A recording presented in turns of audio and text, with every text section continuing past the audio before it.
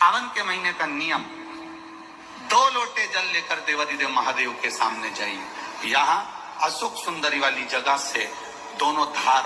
एक साथ चढ़ाना प्रारंभ करिए और करते करते वो धार शंकर भगवान के शिवलिंग पर ले जाकर छोड़ दीजिए। ये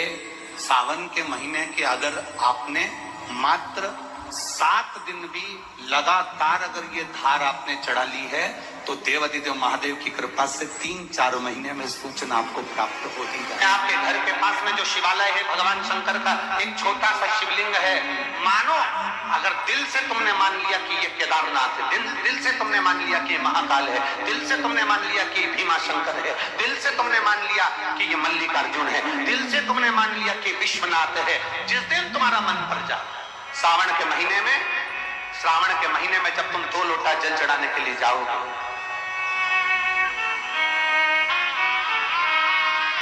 श्रावण के महीने में जब तुम 2 लोटा जल चढ़ाने के लिए जाओगे और 2 लोटा जल तब तुम अपने हाथ में लेकर चढ़ाओगे, जिस दिन तुम्हारा चित्त में मन में आ जाए कि आज मैं विश्वनाथ नहीं गई हूं, मैं सावन के महीने में मैंने विश्वनाथ का दर्शन नहीं करा है, सावन के महीने में मैं काशी नहीं गई, सावन के महीने में मैं गंगा के घाट पर नहीं गई, जिस दिन सावन के महीने में तुम्हारे मन में आ जाए 2 लोटा जल लिया, शंकर जी को चढ़ाते हुए अपने मन में विचार कर लिया कि मेरे विश्वनाथ, मैं तुम्हारे दरवाजे तो नहीं आ सकी, पर मेरे जल में अगर बल होगा तो इस जल को आप वहां से यहां आकर स्वीकार कर लोगे। वो विश्वनाथ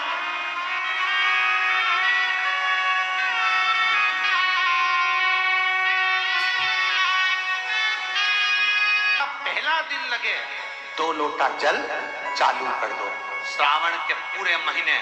2 लोटा जल अपने घर से लेकर जाओ और अपने घर से जब जल लेकर जाओ तो ये विचार कर कर जाना, आज मैं शिव को काशी में, आज मैं शिव को केदार में, आज शिव को अमरनाथ में, आज शिव को भीमा शंकर में, आज शिव को मल्लिकार्जुन में। और फिर निवेदन करूंगा, जिस बहन को 19 और 20 साल तक भी औलाद नहीं हुई हो तो कृष्णेश्वर महादेव का नाम लेकर 2 लोटा जल तुम्बकेश्वर महादेव का नाम लेकर चढ़ा कर देखना, सावन के बाद में बाबा संतान जरूर देगा, झोली जरूर भरेगा।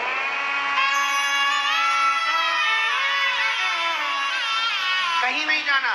अपने नजदीक में, अपने घर के पास में, अपने मोहल्ले में, अपनी गली में, अपने चौराहे पर, अपने घर के पास में जो शिवालय हो, जो शंकर का मंदिर हो, वहां जाओ, 2 लोटा जल समर्पित करो और फिर निवेदन करूंगा, जल से ज्यादा जरूरी है मेरे भोलेनाथ जी के मंदिर की सफाई करना। अब कीचड़ चालू हो जाएगा, पानी चालू हो जाएगा, सावन का महीना चालू हो जाएगा, अपने साथ एक कपड़ा लेकर जाओ, बाबा के मंदिर को पूरा साफ कर कर, बाबा के शिवलिंग का स्नान कर कर, बेलपत्र निर्माल्य जितना पड़ा है उसको उठाकर कहीं विसर्जन के लिए, किसी नदी तालाब बावड़ी में नहीं, किसी कुएं में नहीं, निर्माल्य तालाब में, नदियों में, बावड़ी में डालने के बाद वो निर्माल्य सड़ता रहता है, नदी नाले का पानी सूखता रहता है, उसमें कीचड़ इकट्ठा हो जाता है। उस निर्माल्य को इकट्ठा करो, गाड़ी में भरो, किसी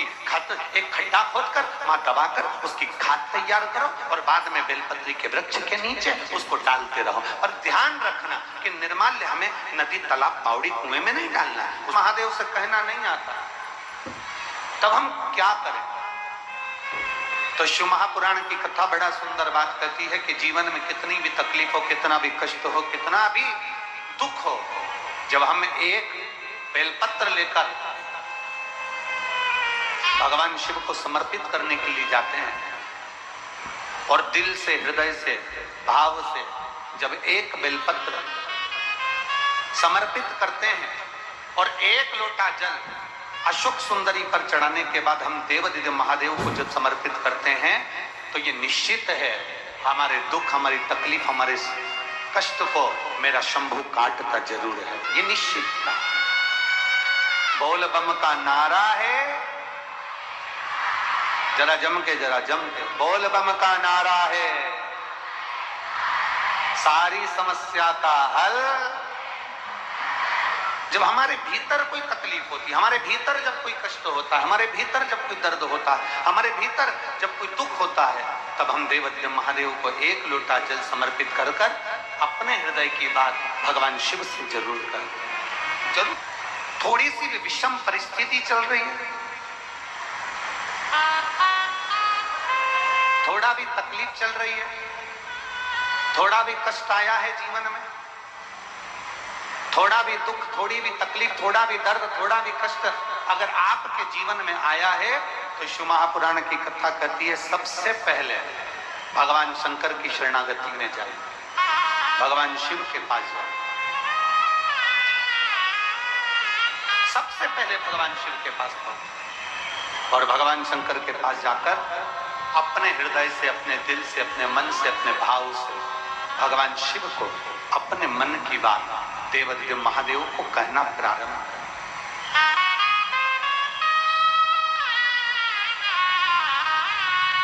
अपने भीतर जो संशय है, अपने भीतर जो संशय उत्पन्न हुआ है, अपने भीतर जो हम संशय में आए हैं,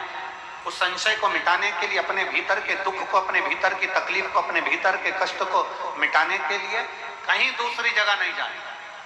शिव महापुराण की कथा कहती है अगर जीवन में दुख भी आया है, तकलीफ भी आई है, कष्ट भी आया है, पड़ोसी के यहाँ रिश्तेदारों को, नातेदारों को, कुटुंब को, कबीले को जाकर कहोगे, वो दुख मिटने वाला नहीं, वो संशय समाप्त होने वाला नहीं, वो तकलीफ समाप्त होने वाली नहीं,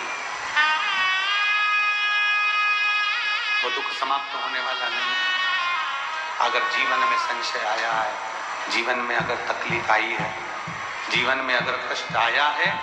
तो हमें शिव की शरणागति ग्रहण कर लेना चाहिए। एक लोटा जल हाथ में लेकर भगवान शिव से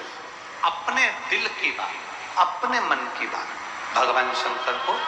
जरूर जाकर कहना चाहिए। कर रहे हो, ये आपके ऊपर निर्भर करता है। मां,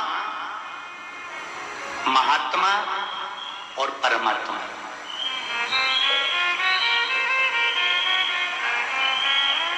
एक मां, दूसरे नंबर पर महात्मा और तीसरे नंबर पर जम के बोलो जरा, अच्छे जम के बोलो, परमात्मा।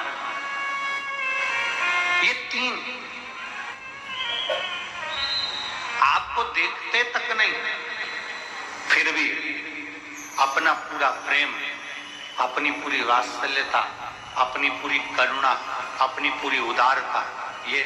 आपके ऊपर उंडेल देते हैं। कौन कौन? जम के बोलो जरा। पहले नंबर पर आवाज नहीं आई, जम के जरा। मां, दूसरे नंबर पर महात्मा और तीसरे नंबर पर परमात्मा। जब बच्चा गर्भ में आता है, मां उसको देखती नहीं, मां ने उसको देखा नहीं। जब बच्चा गर्भ में आया, जब बच्चा गर्भ में पहुंचा